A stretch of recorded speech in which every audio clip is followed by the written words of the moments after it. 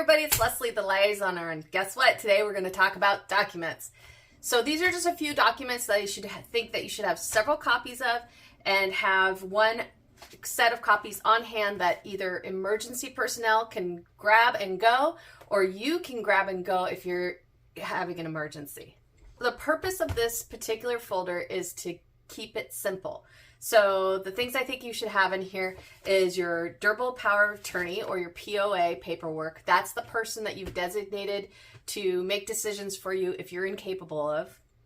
The next one is your POLST. This is going to be your portable orders for life-sustaining treatments. So these are the treatments that you want or don't want to happen to you if you get hospitalized. And it covers things such as, you know, what people call beyond the machines, which would be like ventilators and such, life support. If they want all that, they get full treatment, and that's okay. That's their choice. If somebody doesn't want anything, they can be a do not resuscitate. However, resuscitation is going to be your cardiac and respiratory arrest. So say you don't fall under that, but something else is going on. So you need fluids, nutrition.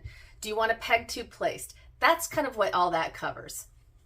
And that's something you sign with your physician. Next, there's a couple more documents. I think a really simple health history. It doesn't need to be everything or even your family history. This is going to be basically who your emergency contacts are, your current medical conditions, your past medical conditions that are pertinent, and then your allergies. A couple sections I added is special instructions or needs. So this covers things like, say you have what's called a limb precaution. You have a fistula or something that's in your arm and you can't get blood pressures taken there or IV starts there. List that here. So you have diet restrictions, like there's something you absolutely cannot eat because that makes you ill, or consistencies. So if you need thickened foods because you have a swallowing issue, that can be written here as well. Also, if you need hearing aids or vision aids, those are really important things for medical staff to know so that we can properly care for you. Also, here is your implants. So this is going to be any of your metal implants that you have, but also your medical device implants. So like cardiac implants. If you have a pacemaker in or a defibrillator, we need to know the settings, the company name, and also the rep's phone number. So if that defibrillator or pacemaker needs to be what's called interrogated, we call the rep, and then they do that after a procedure or something like that.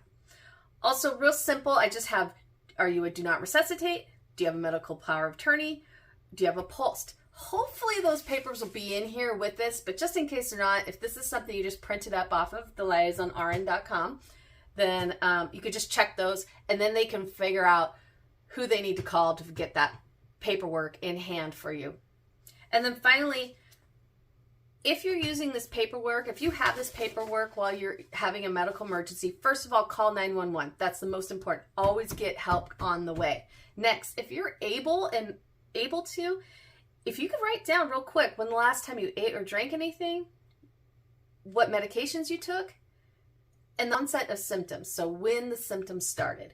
That's really helpful for medical personnel to kind of get a little simple history of what possibly was the cause of the medical emergency. Finally, medications. Basic list for your medications, but I've added a couple things. So your medication name, the purpose of that medication, the color, shape, or number.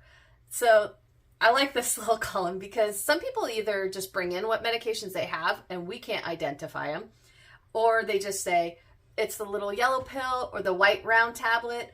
We don't know what that is. So this may help kind of help identify some of the medications.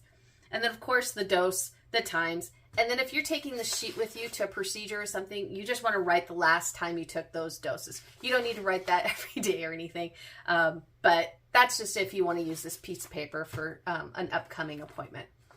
It doesn't have to be in some fancy folder. It could be just in a red folder with a cross on it. Just have it someplace that's easily accessible for emergency personnel to find it or for you to grab and go. Hope this helps. Take care.